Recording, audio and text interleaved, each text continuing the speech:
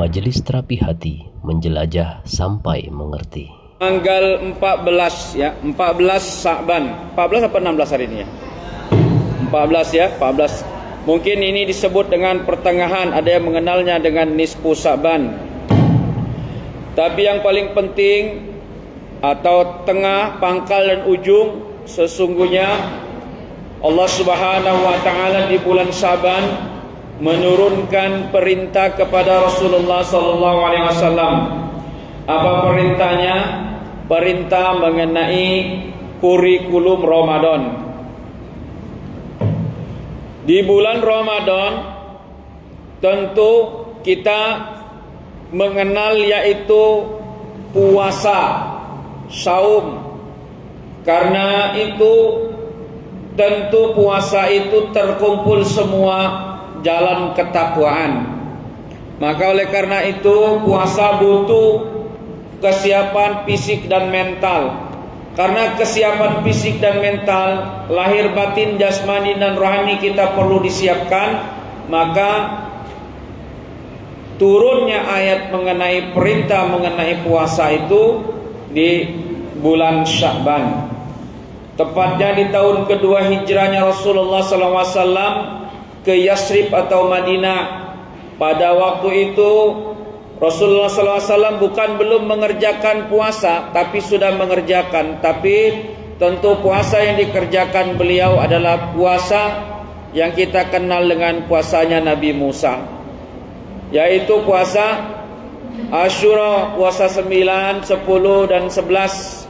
Yaitu puasanya Nabi Daud, puasanya sehari puasa seharinya tidak, atau puasanya Senin Kemis. Tapi ketika turun perintah Allah mengenai puasa di bulan Ramadan, maka Rasulullah SAW latihan puasa. Selama di bulan Sya'ban beliau melaksanakan puasa.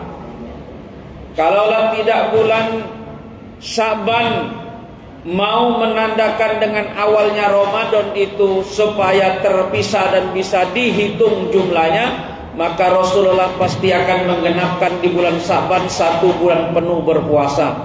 Oleh karena itu maka hampir 1 bulan, hampir bukan 1 bulan, hampir 1 bulan, bulan Sya'ban Rasulullah itu mengadakan kegiatan yaitu puasa. Karena puasa itu menuju kepada jalan ketakwaan. Tidak mungkin kita tiba-tiba di bulan Ramadan, maka masuk bulan Ramadan baru mempersiapkan latihan puasa. Karena kalau mau ibarat perang, maka latihannya itu tentunya sebelum perangnya dimulai.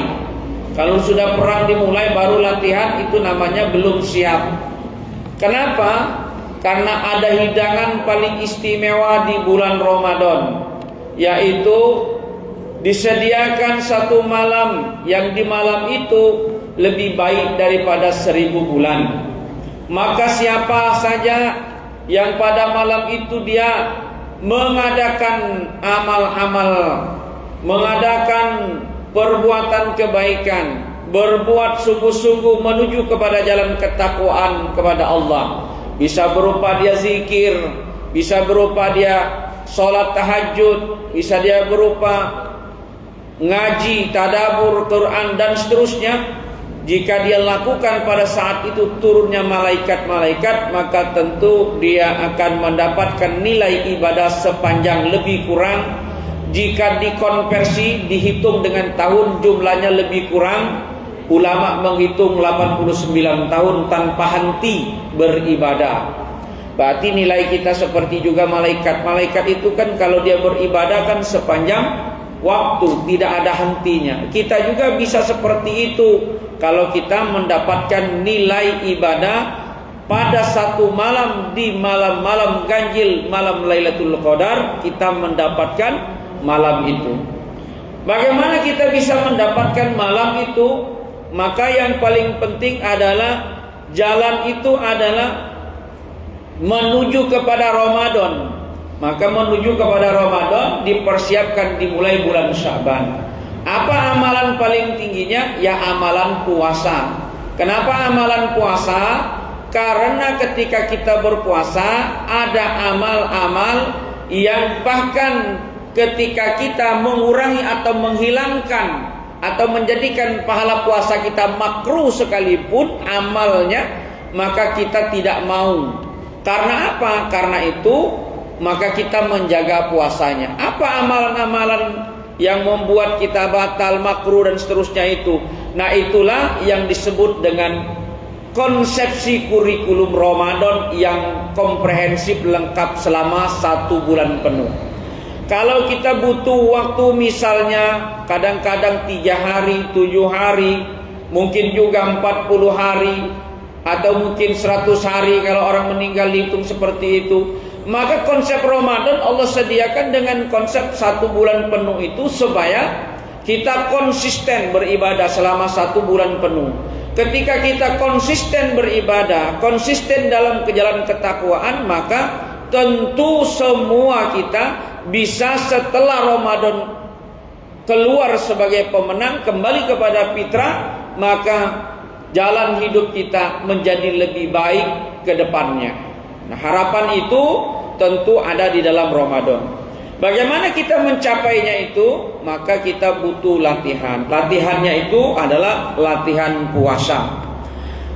Kita buka dulu ya amal-amalnya ya. Sebelum kita buka amalnya, yang penting apa amalan pertamanya itu? Amalan pertamanya adalah amal ikhlas. Bersihkan diri kita menjadi ikhlas beramal karena Allah Subhanahu wa taala. Suratnya surat 98. Suratnya 98. Ayatnya 5. 98 ayat 5.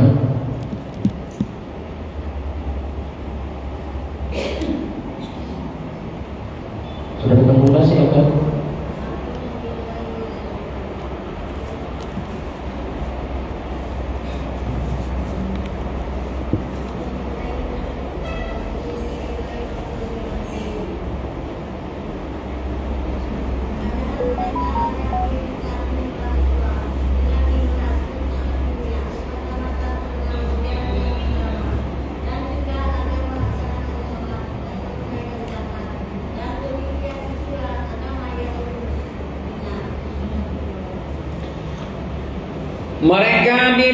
Mereka hanya diperintah menyembah Allah dengan ikhlas menaatinya semata-mata karena menjalankan agama. Jadi orang-orang yang ikhlas menjalankan perintah Allah semata-mata karena perintah itu datangnya dari Allah. Inilah yang paling penting. Kalau kita mau beribadah, apapun ibadah kita itu mulailah dengan ikhlas. Allah senang orang-orang yang menyucikan jiwanya. Orang-orang yang beruntung kata Allah, yang qad aflaha itu adalah orang yang menyuci jiwanya. Jadi jiwa yang dibersihkan dengan apa? Dengan ikhlas. Hanya berharap semata-mata mengikuti perintah Allah Subhanahu wa taala. Jadi kita buang semua pujian, buang semua harapan-harapan dari makhluk, buang semua keinginan-keinginan dunia.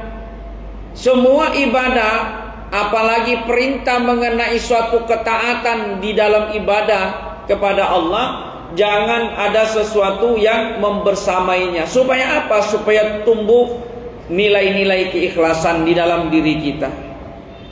Kemudian Allah Subhanahu wa taala menguji kita dengan apa? Dengan salat.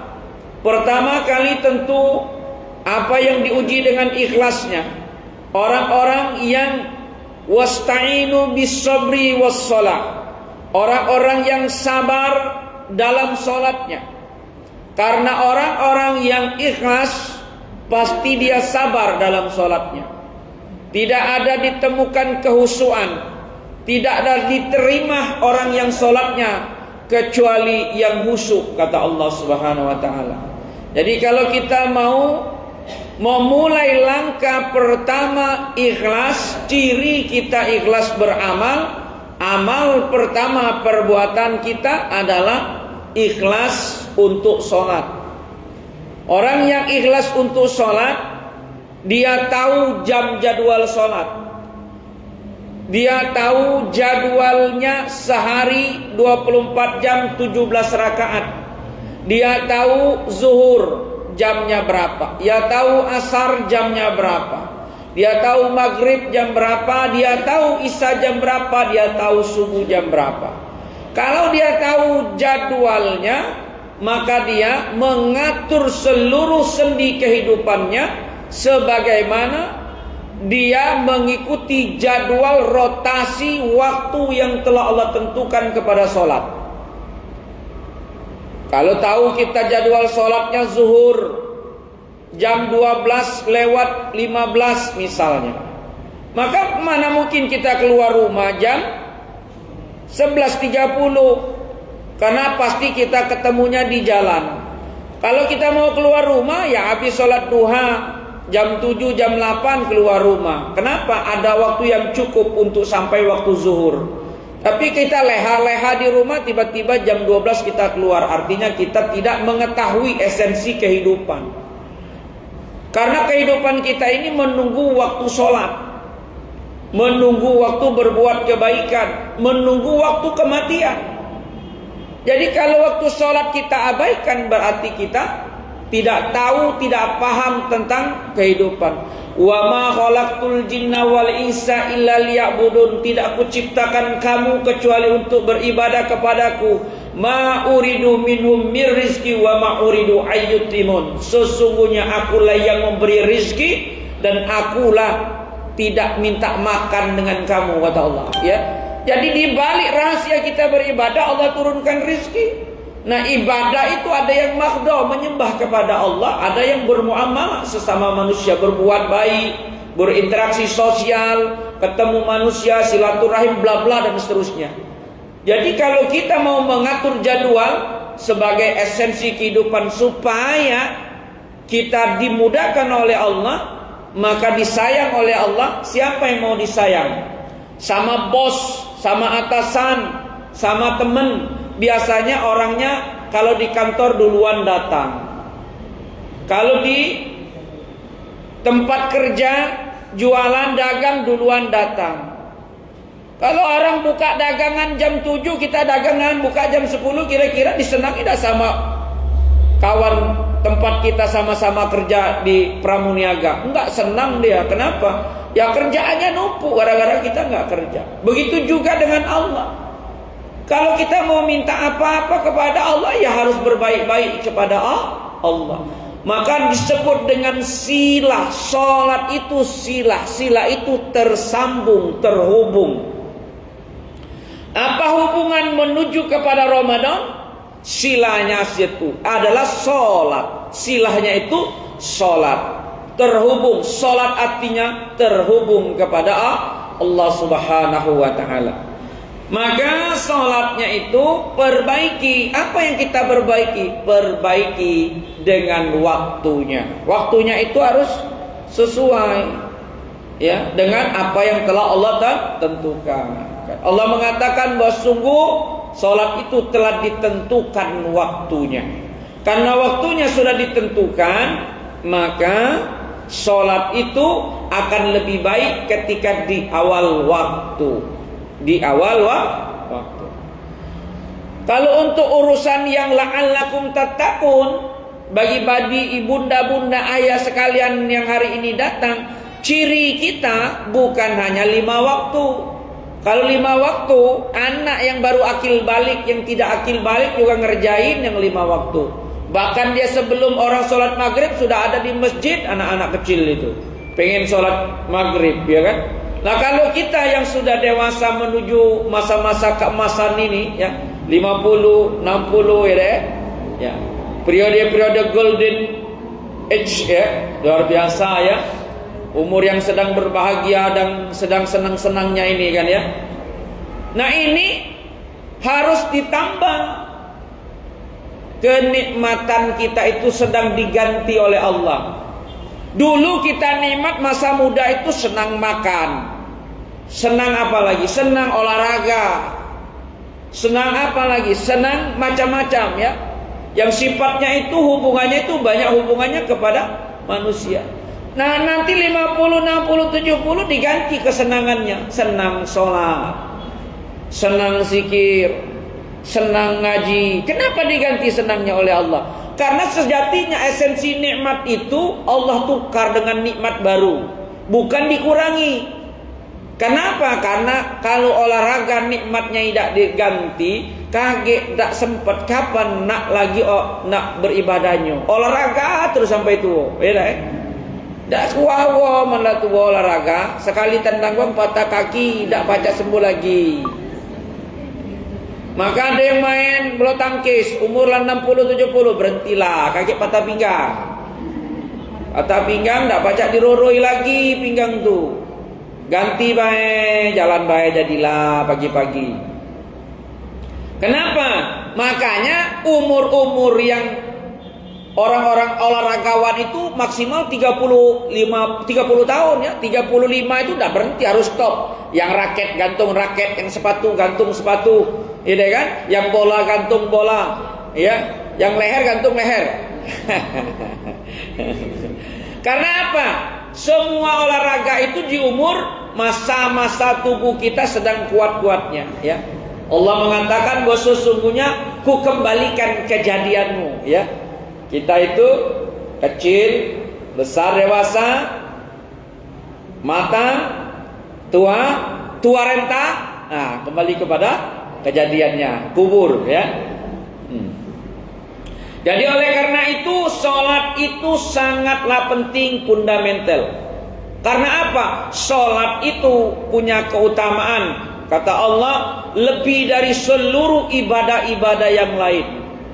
Bayangkan orang sedang umroh haji saja, sedang keliling tawaf keliling Ka'bah, kalau sudah panggilan iqamah sudah muncul, berhenti semua dulu, istirahat, nanti disambung lagi. Kenapa? Karena keutamaan ibadah sholat itu tidak boleh diganti dengan ibadah yang lain. Jadi silah tersambungnya kita, ciri kita siap menuju kepada Ramadan adalah sholatnya sudah mulai tumaknina. Ciri orang-orang yang kembali kepada Allah itu panggilannya mutmainnah. Kenapa mutmainnah? Karena dia ridho dan diridhoi. Siapa yang ridho dipanggil Allah, maka Allah meridhoi. Kalau dia tidak ridho dipanggil Allah, maka Allah tidak meridhoi. Sekarang pertanyaannya bunda-bunda, kalau sudah dipanggil hari ini ridho dah sama Allah? Insya Allah ridho, Ustaz. Jangan merenung dulu, langsunglah jawab ridho. Kenapa ridho? Karena kapan saja Allah mau memanggil urusan Allah. Kalau kita tidak ridho, laju. Tapi kalau ridho, Masya Allah, lamunian nunggu dari pagi, tunggu lamunian, baru nyampe maghrib kamu, ya sudah siap-siap aku. Ada orang tetangga kami itu dia nunggu lah, sudah dari pagi nunggu. Dia cerita sambil dia hampir antara sakarat itu dia ngomong, saya ini nunggu tamunya belum datang, katanya jadwalnya siang, belum datang-datang. Begitu nak maghrib dia ngomong, Masya Allah, sudah di loteng katanya, sudah di loteng lah nyampe katanya.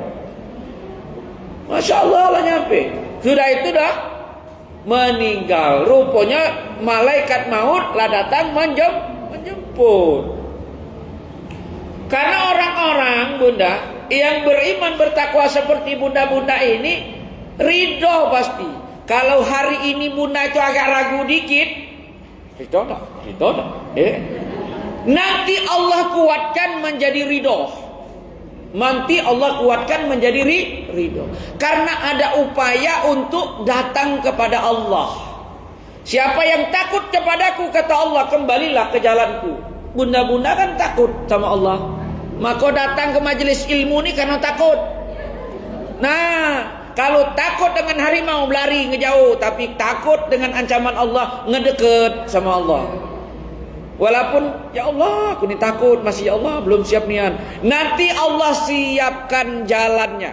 Macam-macam cara Allah menyiapkan jalan kepada kita. Ada yang disakitkan. Kenapa disakitkan? Supaya dia selama sakit itu tidak katik gawe lain selain istighfar. Astagfirullah, astagfirullah, astagfirullah, astagfirullah. Kalau dia sudah sakit istighfar terus, ingat terus kepada Allah. Kalian kata Allah, Rasulullah mengatakan kalau ada orang yang sakit mintalah doa kepada orang sakit karena doanya mustajab. Kalau ada orang sakit kamu datang kepadanya minta doa, bukan kamu ngedoain dia karena dia lagi dekat-dekatnya kepada Allah. Kalau bunda mungkin masih lupa kepada Allah, tapi dia setiap detiknya ingat kepada Allah. Coba bunda pernah bayang kalau sakit. Waktu bunda sakit itu 1 jam tuh lama sekali. Ya Allah, lamunian waktunya ya Allah. Lamunian waktunya sehari, lamunian ya Allah. Tapi kalau bunda lagi senang, nonton sinetron kek, ngelihat apa jualan wong ya di media sosial, tahu-tahu lah azan. Kenapa? Karena kita sedang senang, maka kita tidak ingat dengan Allah. Tapi kalau lagi sakit, Allah, Allah, Allah, Allah, Allah, terus ingat Allah. Kenapa? Ingat mati. Maka dia dekat kepada Allah. Orang yang dekat kepada Allah, maka Allah mengatakan wa iza sa'alaka ibadi anni fa inni qarib ujibud da'wata da'i iza da'a. Kalau Allah mengatakan siapa yang menanyakan aku di mana, aku dekat, maka doa-doamu pun aku kabulkan. Maka kita minta doa kepada orang yang sakit. Supaya apa? Supaya kita didoakan kebaikan olehnya ya. Kenapa kita minta didoakan kepada dia? Karena sesungguhnya orang sakit mendoakan kita, sesungguhnya doanya kembali kepadanya lagi. Kenapa? Mengumpulkan doa kepada orang lain kembali kepada dirinya. Jadi kalau kita mau sukses banyak ngedoain orang lain pun. Contoh, bos itu pimpinan ya, dia bisa jadi bos itu karena banyak orang yang membantunya bekerja. Benar gak? Mungkin karyawannya ada 100, ada 1000, ada 1 juta, macam-macam. Tergantung perusahaan, tergantung usahanya. Orang-orang itu bekerja untuk siapa? Untuk si bos. Benar kan? Kita dibantu oleh banyak orang. Tapi kalau kita mau dibantu banyak orang, kita doakan semua orang. Nanti orang itu balikkan doanya kepada kita. Kita kasih gaji kepada 100 orang. Orang lain bantu kita untuk kerja supaya kita dapat lebih banyak. Begitu juga konsep doa. Kita doa banyak orang, nanti doanya balik kepada kita. Kata Allah itu doamu akan naik ke langit dan kembali kepadamu. Kata-kata yang baik, kata-kata itu menjulang ke langit. Kata-kata itu sungguh kuat dan kembali kepada kita. Maka kita banyak doain orang lain. Nah itu jalan pertamanya. Maka sholat adalah kekuatan bagi kita. Ada yang puasa tak sholat diterima tak? Ya puasanya diterima, tapi sholatnya tak kati tak sempurna. Karena apa? Amalan sholat itu adalah amalan pertama. Mak manalah kita nak menapaki amalan-amalan yang lain kalau sholatnya belum kita perbaiki. Jadi paling penting kunci pertama adalah sholat. Karena sholat, kalau puasa ya boleh diganti di hari yang lain kalau kita tidak mampu. Mungkin kita sapar, mungkin kita sedang sakit, mungkin sedang datang bulan, mungkin sedang hamil. Itu boleh diganti di hari yang lain. Tapi sebelum datang Ramadan kalau bisa lah selesai. Janganlah datang Ramadan belum selesai juga utang-utang puasa. Oleh karena itu selesaikan sebelum Ramadan datang. Tapi kalau sholat tidak bisa diganti-ganti. Sholat itu amalannya pada saat itu. Tapi ada ulama yang membolehkan untuk mengqadha sholat yang belum dilaksanakan semasa muda. Wallahu alam, kita silakan kalau mau menjalankan qadha. Banyak betul kalau nak diqadha, ya. Tapi tidak usah hitung-hitungan. Kalau saya mengamalkan prinsip yang diajarkan ulama, bertobatlah dengan ketika kita masa jahiliyah dulu.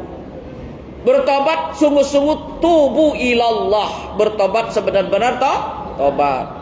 Apa yang bukti kita berganti itu tobat sebenar tobat? Mengganti segala yang tidak pernah kita lakukan dengan hal yang baru yang kita perbaiki di masa yang akan datang. Maka cukup saja dengan tobat saja. Masa lalu kita misalnya dulu kadang sholat kadang tidak, bertobatlah kepada Allah. Minta kepada Allah, ya Allah jangan berikan aku jalan kau gelincirkan lagi ke jalan kefasikan setelah aku menjadi orang yang jalannya lurus. Apa doanya, Bud? Rabbana la tuzil qulubana. Ya. Rabbana la tuzil qulubana ba'da idh hadaitana wa hab lana min ladunka rahmah innaka antal wahhab. Jadi kita minta kepada Allah Subhanahu wa taala supaya kita tetap lurus istiqomah di jalan Allah Subhanahu wa taala. Karena banyak sekali kalau kita menyangka hari ini kita sudah jadi orang baik, Bud, jangan salah juga. Karena itu atas izin Allah. Banyak orang-orang yang mereka seolah-olah sudah berjuang berjihad di jalan Allah, nanti di ujung hidupnya tergelincir. Banyak yang tergelincir gara-gara macam-macam. Alasan sakit bisa menggelincirkan kita. Kenapa kamu menjadi orang sesat setelah berjuang habis-habisan? Karena sakit. Ya. Jadi sakit itu banyak sekali orang yang tidak mampu menerima ujian sakit dari Allah Subhanahu wa taala, ya. Maka kita bermohon kepada Allah Subhanahu wa taala untuk diberikan sesuatu yang pasti kita mampu memikul dan menerimanya. Ingat ya, Allah menyampaikan kepada kita, ya, Allah tidak akan memberikan beban dan pikulan yang tidak mungkin kita pikul dan kita beban. Kalau Allah memberikan ujian kepada kita, pasti ujian itu sudah mampu kita pikul dan kita beban. Nah, kalau kita nanti setelah jalannya lurus, jadi orang baik, tiba-tiba kita menjadi orang yang sesat, berarti kita itu sesungguhnya tidak berpegang kepada wa ta'simu bihabli jami'a. Berpegang kepada apa? Berpegang kepada Al-Quran. Berpegang kepada Al-Quran sekuat-kuatnya. Bagaimana berpegang kepada Al-Quran itu? Berombongan, tidak bisa dewean. Maka dalam majelis ilmu itu ada yang disebut dengan guru dan jamaah. Kenapa? Karena berombongan. Kalau kita dewek-dewean tidak kuat mungkin, tapi kalau rame-rame istiqomah. Contoh saja asatis. Asatis kita ini rombongan, ada 5 orang. Ini mungkin hari ini sedang ada keluarganya sakit, mungkin yang ini ada masalah, mungkin yang ini ada urusan. Tapi yang penting bisa tetap jalan, itu namanya berjamaah, ya. Tapi kalau dewean, ngapa dak ngaji, Bun? Senin ini ustadznya lagi ada gawean. Nah, ustadznya ada gawean. Jadi ustadznya ada gawean, jemaahnya tutup, pecah kantor, tutup, ya. Nah, inilah maka kita butuh berjamaah. Allah menyenangi orang-orang yang berjuang di jalan Allah itu secara berjamaah. Supaya apa? Supaya kita istiqomah di jalan Allah Subhanahu wa taala, ya. Jadi konsep pertama, begitu juga dengan sholat, Allah ajarkan berjamaah. Nilai pahalanya 27 derajat untuk laki-laki. Bahkan Rasulullah menyatakan tidak ada sholat bagi laki-laki kecuali di masjid, ya. Kenapa? Kalau sholat di rumah itu namanya bukan laki-laki, gantian rokpe, ya. Karena laki-laki sholatnya di masjid. Kalau perempuan sholatnya boleh di rumah, ya. Kalau laki-laki harus sholat di masjid. Kecuali kalau kita memang ada uzur, banyak kegiatan yang terpaksa kita meninggalkan waktu kita sholat di masjid. Tapi kalau dengan sengaja meninggalkan sholat di masjid, nah itu tidak boleh, ya. Apalagi sholat yang paling penting itu sholat subuh. Merangkak sekalipun kata Rasulullah, datanglah ke masjid. Merangkak, coba bayangkan. Kalau merangkak itu kan sakit, masih diperintahkan Rasul ke masjid salat subuh. Saking keutamaannya. Saya mulai mengikuti salat subuh, Bun. Karena mendengar hadis itu, merangkaklah kamu, merangkak sekalipun kamu harus sholat subuh di masjid. Jadi sejak itu saya berupaya untuk sholat subuh tetap di masjid. Kenapa? Artinya ada keutamaan yang sangat tinggi di sholat subuh itu. Jadi jangan sampai kalau kita dengar hadis yang mutawatir, hadis sahih, apalagi ayat Al-Quran, menteleng baik, tidak nurut. Nah, tidak berubah hidup kita. Kalau kita mau hidup kita berubah, pelan-pelan ikuti. Walaupun belum sampai kepada apa yang menjadi cita-cita. Ini pengalaman ya, kami punya jamaah baru meninggal Jumat tadi, Bun. Jumat tadi dia meninggal. Almarhum ini semasa hidupnya sama-sama sering pengajian bersama kami. Awal-awal dulu buka kader-kader dai di Hasanah Kebajikan, sama-sama saya ajak mobil sama-sama. 3 orang kami ini sama-sama dekat rumah, satu di belakang, satu di samping. Pisahnya cuma satu rumah saja. Kebenaran yang belakang rumah meninggal duluan. Meninggalnya indah juga. Dia nggak sakit, nggak apa-apa. Jam 12 malam, jam 10 malam dia bangun tidur. Dia ngomong sama istrinya, saya mau berangkat. Nah, sudah itu subuhnya ternyata sudah betul-betul berangkat dia. Ya. Artinya dia tuh siap, berangkatnya siap karena dia sudah ngomong saya mau berangkat, ya. Nah, yang satu ini baru Jumat tadi meninggal, dia lebih siap lagi. Lebih siap kenapa? Dia tahun kemarin lebarannya ngumpulin keluarga. Memang anak-anak dikumpulin di Bengkulu, berangkat ke Bengkulu semua. Ya, sedekah besar lah pokoknya, seperti dia punya nazar pengen ngumpul anak-anaknya di Bengkulu. Alhamdulillah kemarin masuk rumah sakit, belum meninggal rupanya ya. Nah, masuk lagi rumah sakit kemarin meninggal. Sebelum dia meninggal, setelah sakit dia datang ke masjid, dia istiqomah. Amalan dia menurut saya itu amalannya luar biasa. Kenapa? Karena dia tercetus ngomong sama saya. Hari itu pada subuh biasanya kami kajian tematik Al-Quran. Ternyata bukan hari Sabtu. Mungkin bukan hari Sabtu, lupa saya, hari Senin kayaknya, bukan kajian tafsir, bukan kajian tematik tapi tafsir. Ustadznya nggak datang. Dia itu biasa bawa air susu, kopi susu, ya, pakai cerek. Nah, hari itu nggak habis, air susunya nggak habis. Kenapa? Karena kajian nggak jadi, airnya nggak diminum semua, kan banyak jemaah yang pulang. Dibawa pulang air susunya. Dia ngomong sama saya, ada nggak habis, saya bilang air susu ini ya. Jadi dia ngomong, pokoknya saya setiap kali kajian saya ingin bawa air kopi susu, saya panasi sendiri airnya, saya ancuri sendiri seduh ya, diaduk ya. Saya aduk sendiri, saya bawa sendiri, saya kasih tuangkan sendiri ke jemaah. Sampai saya mati katanya. Kayak berusaha sampai saya mati. Itu amalan sudah dilakukan, bukan belum dilakukan. Sudah berapa tahun beliau lakukan itu amalan itu. Dan ketika dia meninggal, apa ciri indah daripada orang meninggal husnul khotimah? Orang husnul khotimah itu hadis Rasulullah meninggal di hari Jumat. Dia meninggal jam 2 siang hari Jumat.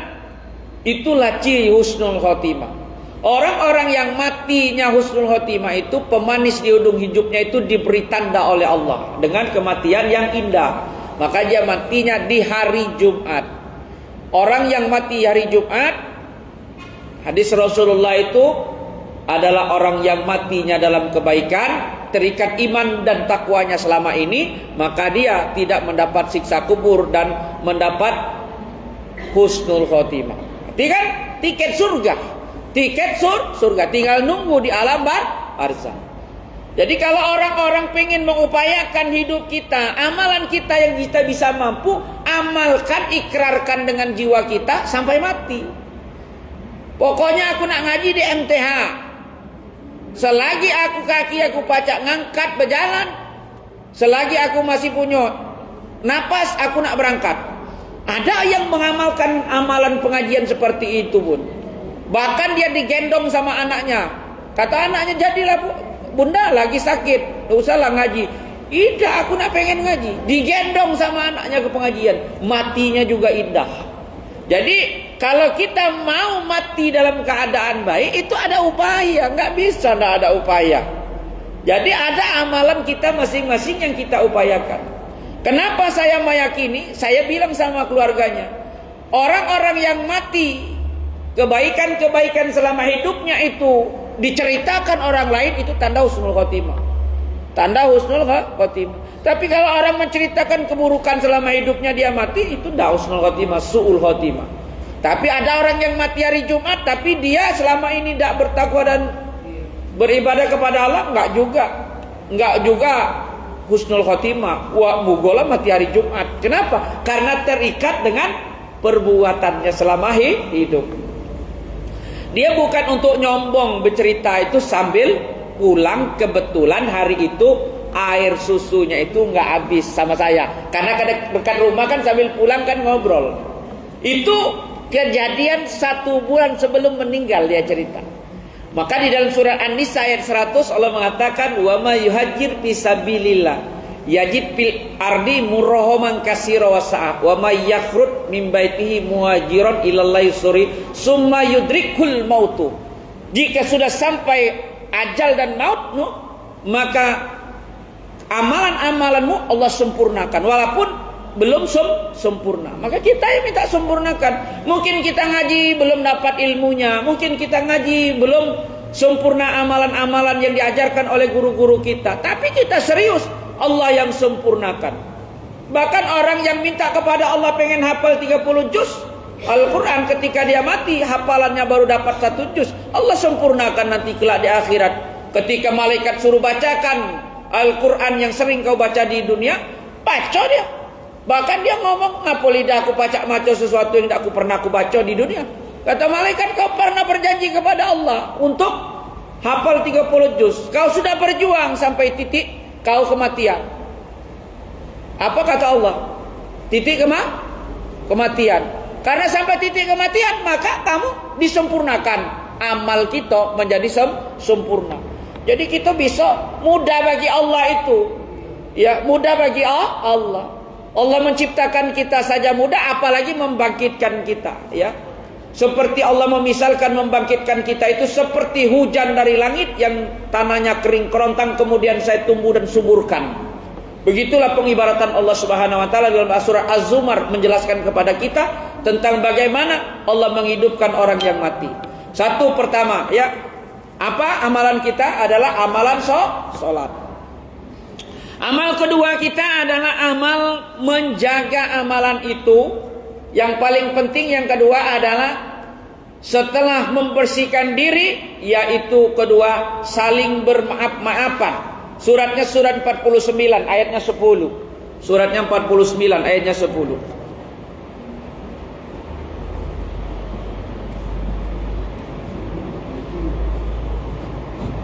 Surat Al-Hujurat.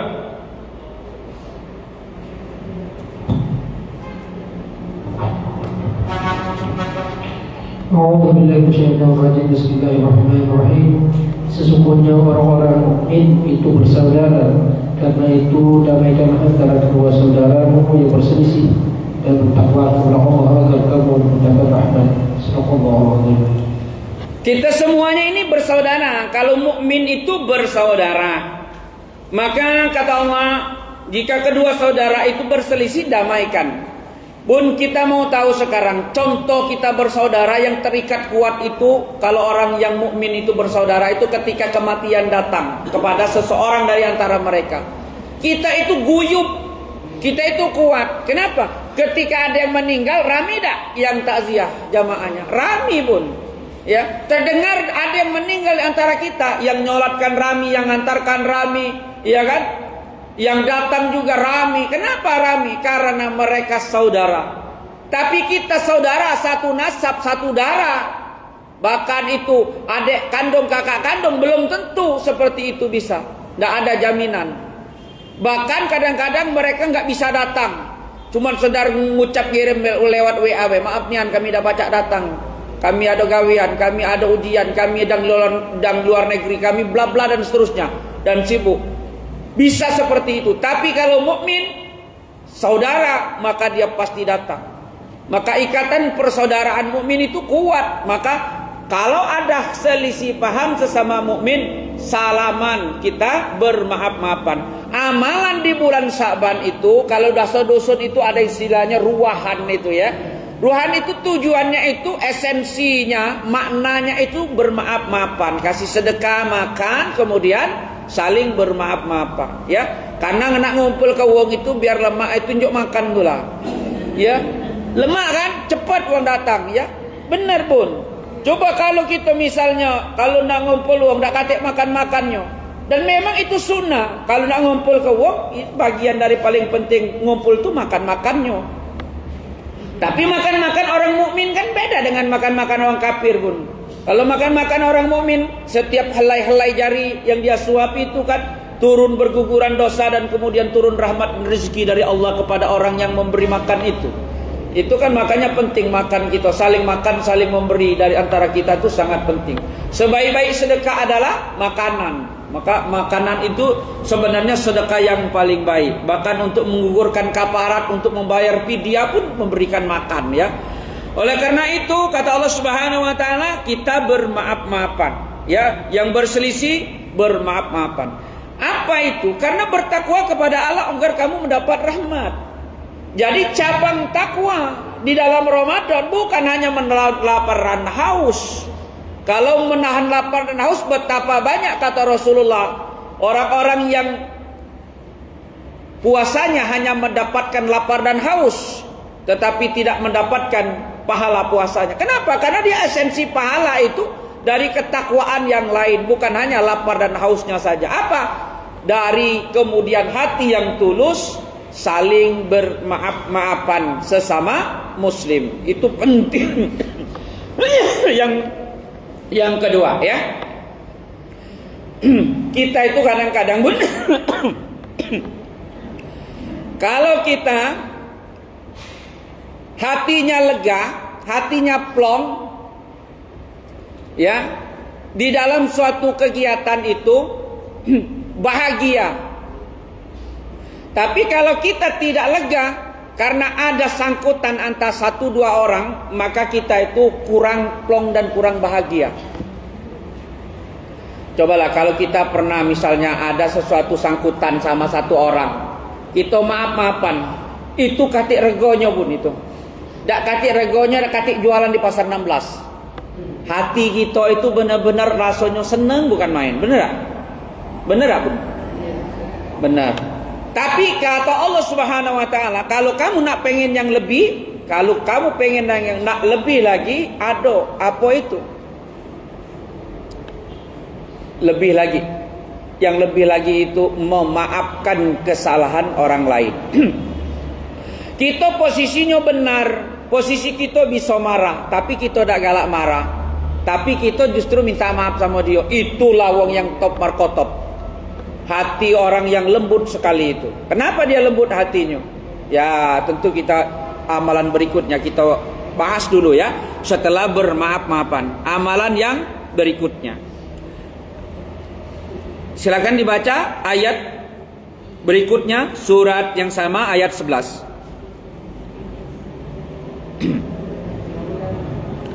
Ya. Ayat 11.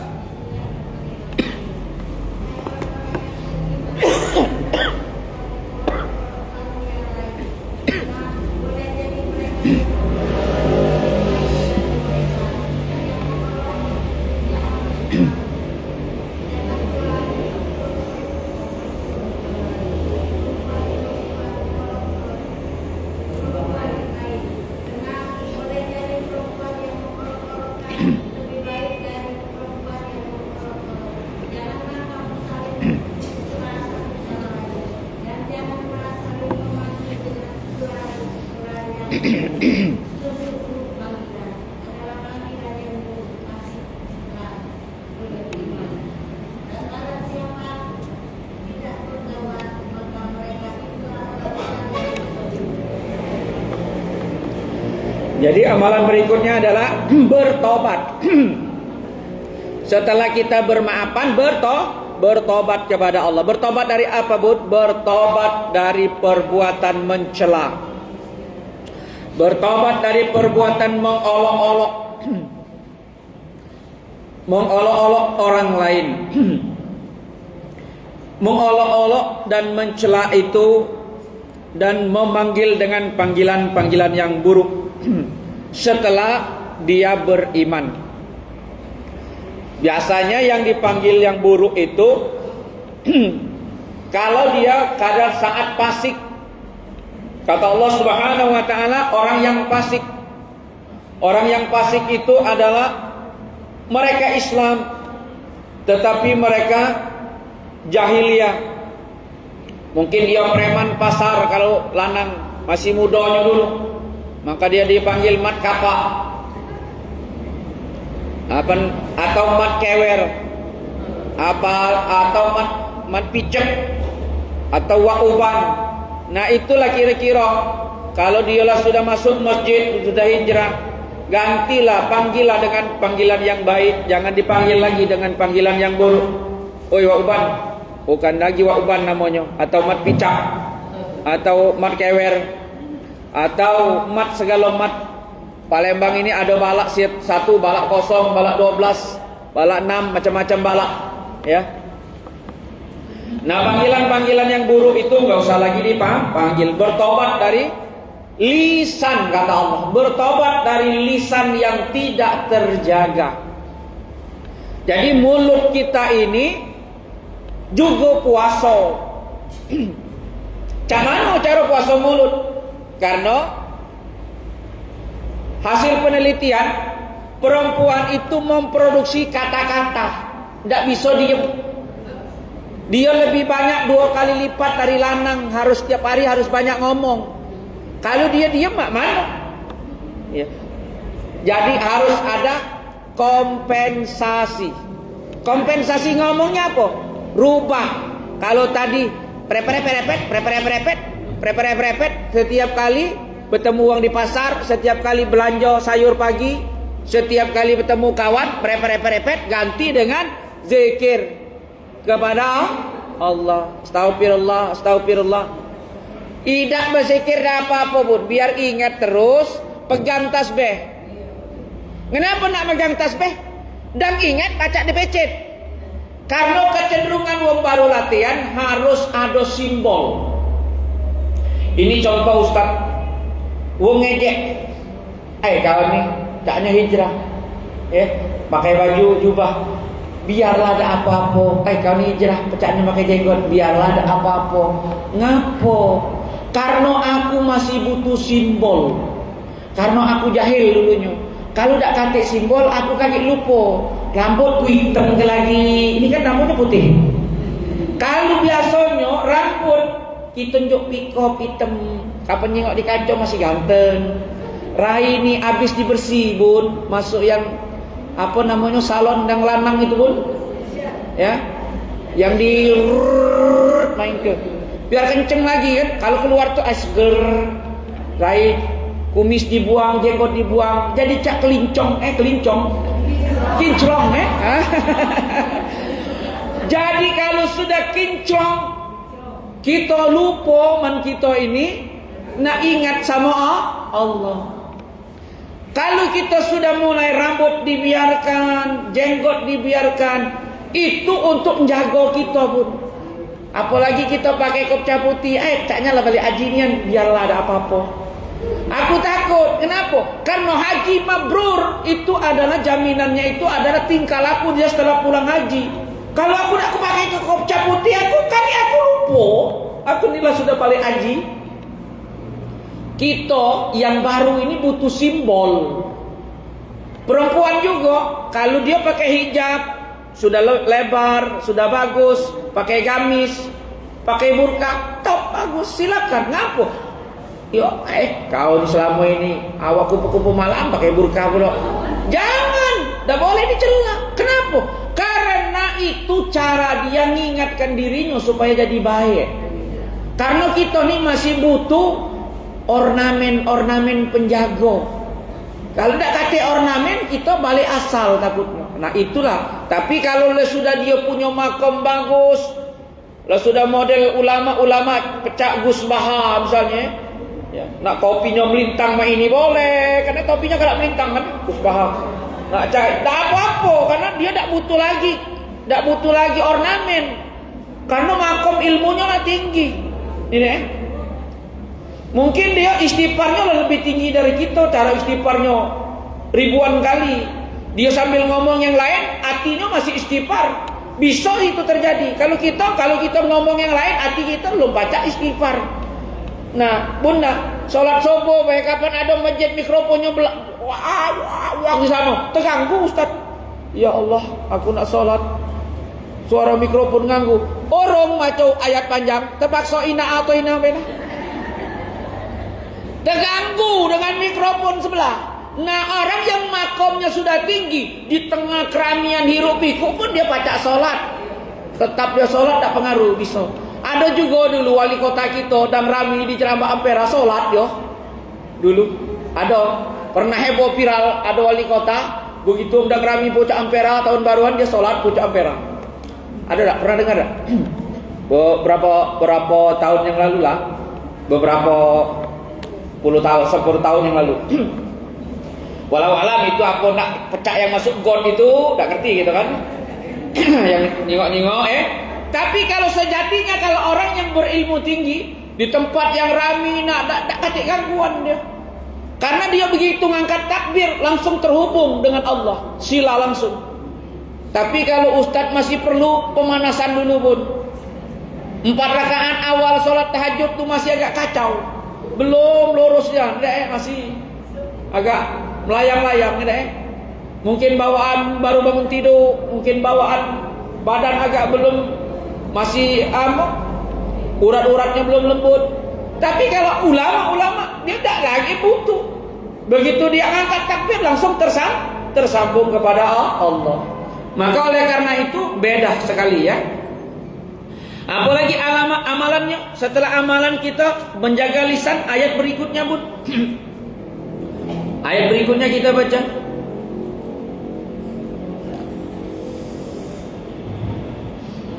Silakan Ustaz.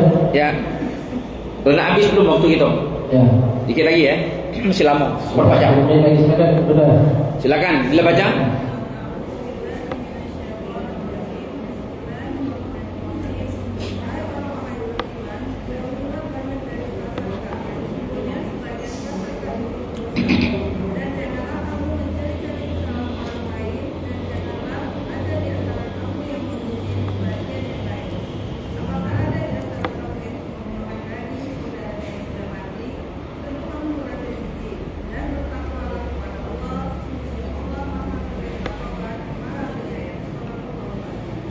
Bertobat lagi kata Allah. Bertobat dari apa? Bertobat dari prasangka hati kita. Ini adalah amalan hati.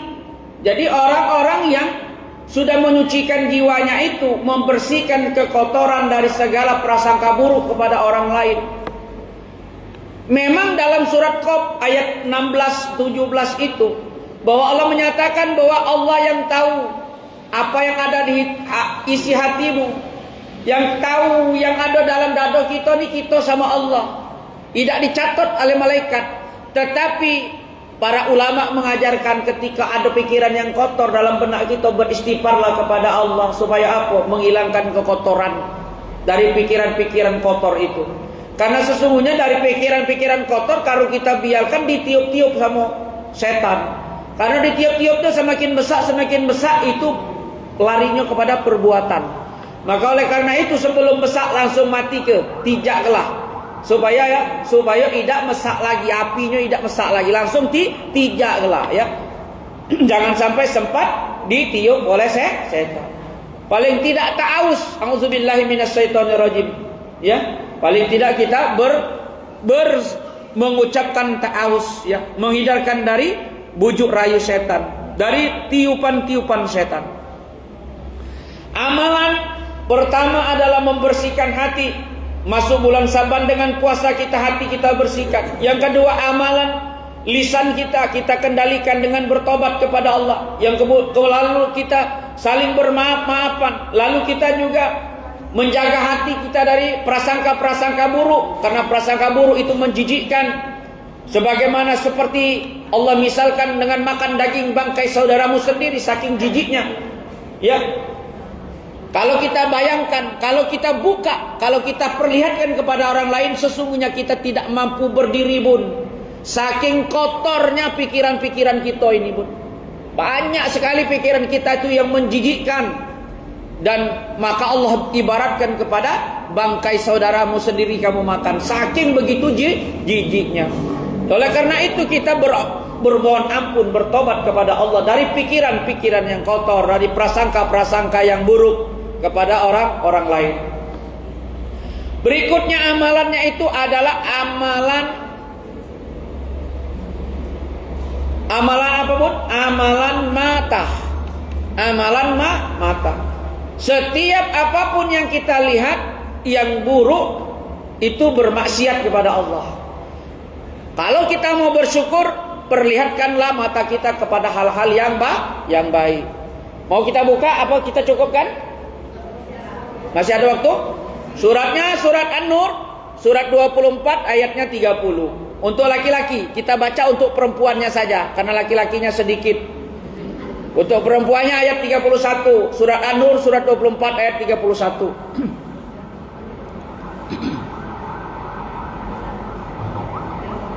Silakan Bunda dan saudaraku. Pajak. Ya, silakan. Satu.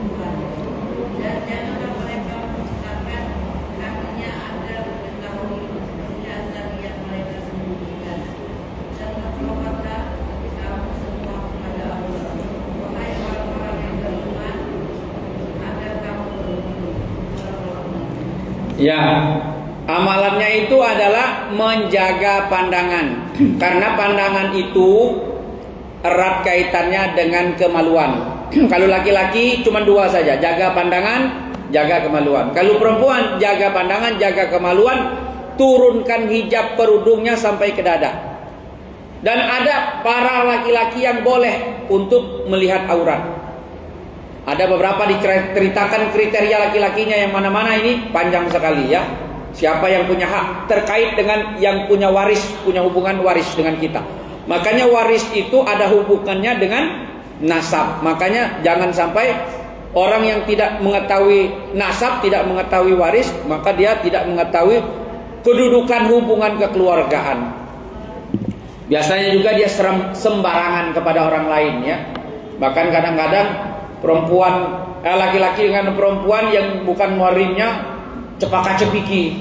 Nah, kalau orang mau cepaka cepiki dengan kita jangan, Bun ya. Ya biasanya di kondangan ya. Iya. Kita sudah pakai jilbab, masa capcuk ya, cium tangan, cium kiri. Ya apalagi kita nggak tahu itu dari siapa. Sekalipun dia itu misalnya saudara satu kandung pun, nggak usahlah pakai cepaka cepiki ya itu kan. Nggak tengok orang nggak bagus lah itu ya. Nggak usah nak ke barat-baratan ya, kita sebagai muslim ya. Apalagi ini diperintahkan Allah auratnya ditutup. Ada lagi kata Allah yang auratnya udah ditutup, tetapi dia hentakkan kaki. Maksudnya apa? Bukan ngentak kaki, ngentak-ngentak bun, bukan. Maksudnya kegenitan. Dia pakai baju, pakai burka, pakai hijab sampai tak terjingok, mata baik kejingon. Tapi tingkah lakunya kegenitan. Itu namanya nak pengen diintip. Lah ditutup tapi pengen diintip. Oh intip koi. Nah itu kira-kira minta diintip. Ada tak tingkah macam itu? Nah kira-kira bayangannya macam itulah. Cak mana tak tingkah yang pacak membayangkan tingkahnya tu benar-benar tu lah kira-kira. Yang ngentak-ngentak kaki itu bukan di zaman jahiliyah. Kalau zaman jahiliyah dulu ngentak-ngentak kaki karena di kaki ini ada gelang. Ada gelang emas, apa dia entak-entak bunyinya gemerincing. Kapan gemerincing itu lanang ngingok. Nah itulah maka sekarang metino dak lazim makai gelang di kaki, ya deh. Betino dak makai lagi gelang di kaki, mak ini hari deh. Maka oleh karena itu yang disebut maksud di sini adalah kegenitan, ya. Maka oleh karena itu janganlah kalian melakukan hal itu kata Allah Subhanahu wa taala ya. Amalan yang kedua yang paling penting adalah mata. Amalan yang ketiga amalan telinga. Amalan telinga suratnya 6 ayatnya 68. Suratnya 6 ayatnya 68. Surat 6 ayatnya 68. Silakan ya. Apabila engkau melihat orang-orang melakukan ayat-ayat kami, maka tinggalkanlah mereka hingga mereka beralih ke pembicaraan lain. Dan jika setan benar-benar menjadikan engkau lupa akan larangan ini, setelah itu kembali, janganlah engkau duduk bersama orang-orang dari Rasulullah. Nah, jadi ada dua kata Allah Subhanahu wa taala ya. Amalannya itu adalah amalan kalau kamu tahu uang itu ngomong yang tidak penting, ngomong sesuatu yang mencela agama, menghina, memperolok-olok agama. Ya, biasanya kalau ngomong itu apapun yang diomong uang lain itu kan sesuatu yang urusannya dunia, ya. Ngumpul-ngumpul tuh pasti kalau ibu-ibu sama ibu-ibu itu ngumpul tuh pasti ujung-ujungnya saling kato tuh lah. Entah siapa yang dikato itu. Berhentilah ya. Kata Allah tinggal kelah yang cak itu. Tapi biasanya kata Allah pantat kamu itu kalau duduk di situ tuh galak pergi. Karena di pojok setan ditekan jangan pergi tekan. Kelemahan duduk tuh. Memang bunda itu tidak ngomong. Tapi iya itulah yang busonya sama dengan yang ngoceh. Sama baik ya. Kalian tak ngomong ya aku tak ngomong ya tapi aku diam nengok. Mak ini maya mata aku sama baik ya sama baik ya. Nyapo berlarilah di sana ya. Tapi kata Allah kalau kamu memang masih duduk bersamanya, janganlah engkau duduk bersama orang zalim. Kalau kamu sudah tahu kalau duduk sama dia itu pasti gawinya ngatoi wong, gawinya duduk ngatoi wong sudah. Kapan dia ngundang? Oh sinilah kita ngopi-ngopi. Tidak ada kawin. Dalam hati pengen ya melok, tapi jangan ya tergoda nanti. Pasti ada kepengen. Lemak ni ngobrol ya. Ketika kami juga lagi. Nah, godaan setan. Allah mengatakan janganlah engkau duduk bersama orang yang zalim. Kamu kan pernah duduk. Kamu tak pacak berlari karena pantat kamu ditekan sama setan saking lemaknya dengar. Memang ngorek-ngorek salah wong atau ngato wong tu lemak dengarnya. Dak sudah.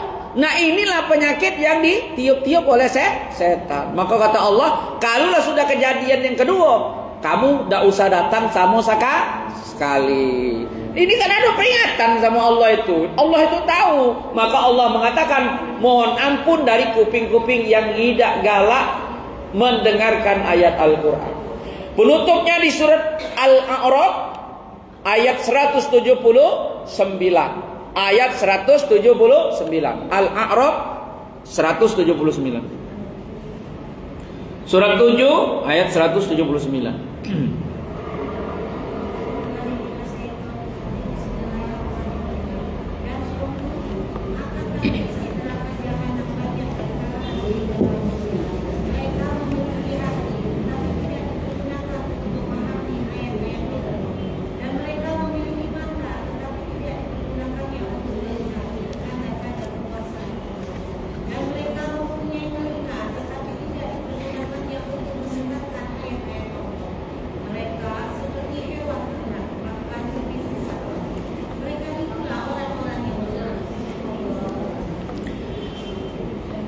Sudah pasti neraka jahanam itu akan Allah penuhi. Kepada siapa? Wong yang punya hati, hatinya dak galak belajar Quran. Wong yang punya mata, mata yang dak galak baca Quran. Wong yang punya telinga, telinga yang dak galak dengar Quran. Maka pasti dia sesat dan lebih sesat dari ternak. Kalau ada yang sekarang namanya ternak, termul, ada yang lebih sesat lagi. Di bawah termul namanya sesat. Ya. Lebih sesat dari ternak. Maka kata Allah, orang-orang ini tidak kembali. Yang namanya lebih sesat tubun kalau ternak, ya namanya ternak, dinjuk pur kalau ayam, dinjuk jagung lari pasti datang ke kandang. Kambing juga mah itu, sapi juga mah itu, kebo juga mah itu, pasti balik ke kandang. Ya, namanya ternak ya.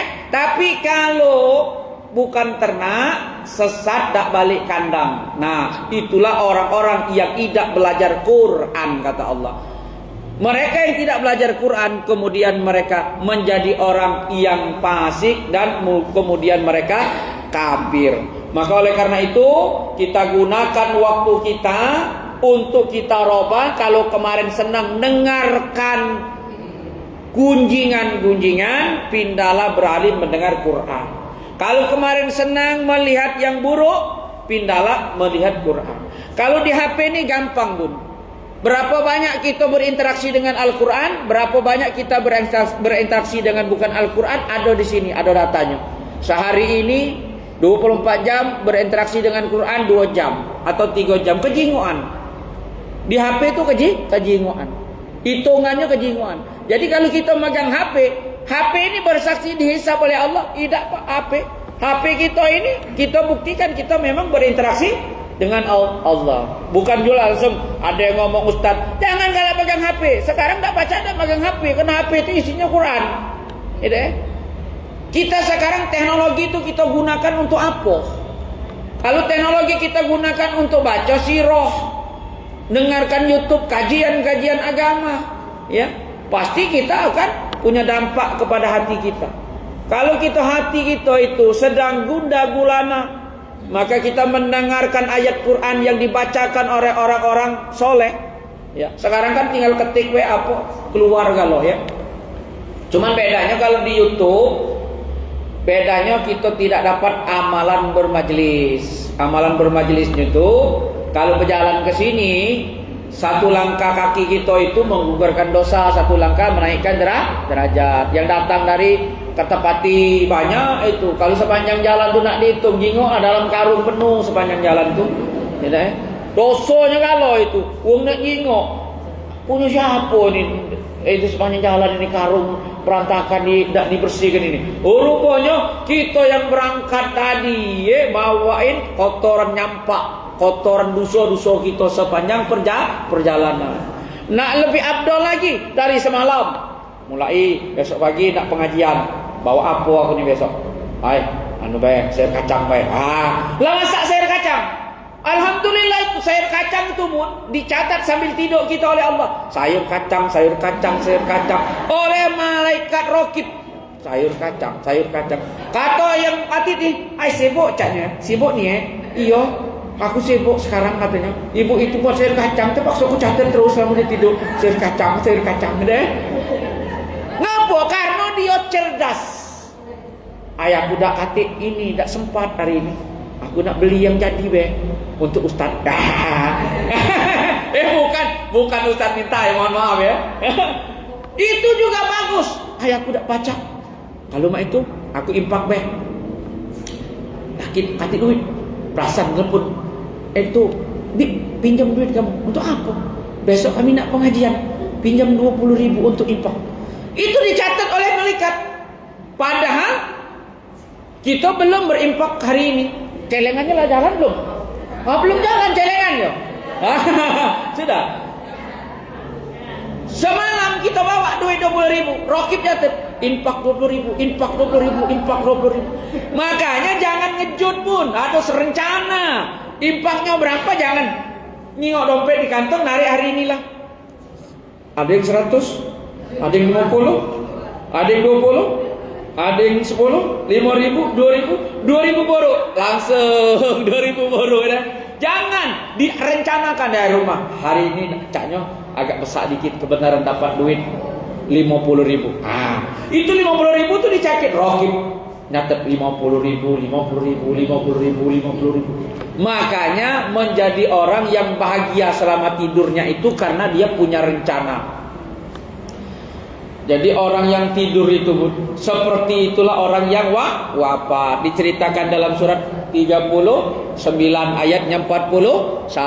Orang yang tidur itu orang yang bersiap tidur yang baik, begitu juga orang yang wafat dalam kebaikan. Dia tidurnya indah, wafatnya juga akan indah. Masya Allah ya. Subhanakallahumma bihamdika asyhadu an la ilaha illa anta astaghfiruka wa atubu ilaik. Wassalamualaikum warahmatullahi wabarakatuh. Waalaikumsalam warahmatullahi wabarakatuh. Alhamdulillah, kami ucapkan terima kasih kepada Al-Karam Ustaz Dr. Husa yang telah menyampaikan materinya. Mudah-mudahan kita pendengar bisa menyelesaikannya